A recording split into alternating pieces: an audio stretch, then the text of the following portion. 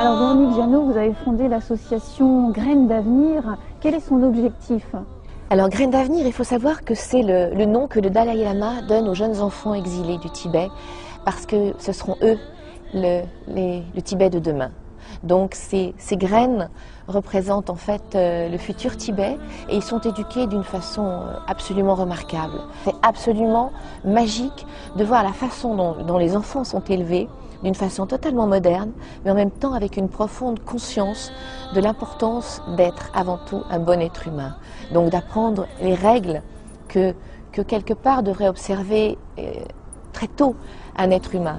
C'est-à-dire ce dont on parlait tout à l'heure, la conscience de l'impermanence des choses, l'importance de développer la tolérance et la compassion dans son cœur, la conscience de la portée de ses pensées et de ses actes. Voilà, l'importance de la conscience dès leur plus jeune âge. Ça, je crois que c'est capital et c'est vraiment ce qui nous manque en Occident. Alors, quels sont les projets que votre association crée, organise?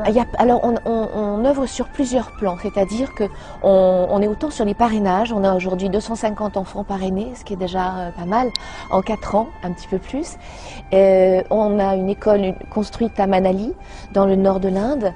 On aide des écoles pour tout ce qui est fourniture scolaire, pour les salaires des professeurs, pour tout ce qui peut rendre les choses un peu plus dynamiques et pratiques. On aide des monastères, des restaurations de monastères. Il faut savoir que les monastères, c'est pas comme chez nous, ce sont des monastères écoles. Donc ce sont des lieux, au même titre que les nonneries, qui sont en même temps des écoles, où les enfants sont éduqués dans la culture tibétaine, donc dans la culture bouddhiste, et en même temps donc, qui ont accès aux enseignements. Et quelle est la situation du peuple tibétain aujourd'hui? Terrible. Le peuple tibétain et malheureusement vit dans l'oppression et dans la peur, quoi que les Chinois puissent en dire. Et je pense qu'aujourd'hui, des choses comme l'élection de Liu Xiaobo, je crois, qui a été élu prix Nobel de la paix, c'est magnifique. Ça, c'est des vraies choses, parce que les Jeux Olympiques, ça a été une chose qui a mis en vitrine le sort du peuple tibétain, mais qui 15 jours après a été oublié.